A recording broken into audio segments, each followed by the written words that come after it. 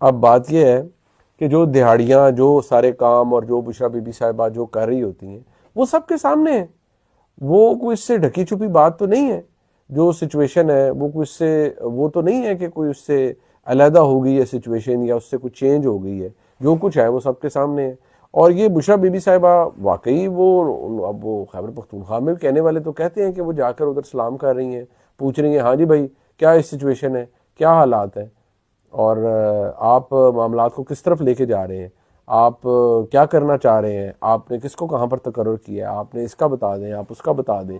इसी तरह पंजाब के अंदर भी बुशरा बीबी साहिबा जब थी तो वो पूरा एक नैरेटिव था बुशरा बीबी का बनाया हुआ। फराग होगी साहिबा मैं कहता हूँ को हवाई मखलूक नहीं थी, वो यहीं पर मौजूद थी और वो सारा सब कुछ करती थी और वो बुशरा बीबी साहिबा के जेर इंतज़ाम थी।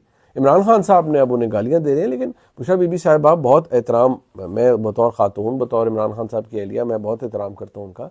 लेकिन ये कोई ना कहे कि उनका सियासत से ताल्लुक नहीं है, ये कोई ना कहे कि उन्होंने हुकूमती मामलात में नहीं दखल है। उन्होंने पूरा नेटवर्क चलाया यार, उन्होंने पैसे बनाए हैं, उन्होंने सब कुछ किया है, वो ढका छुपा किसी से नहीं है।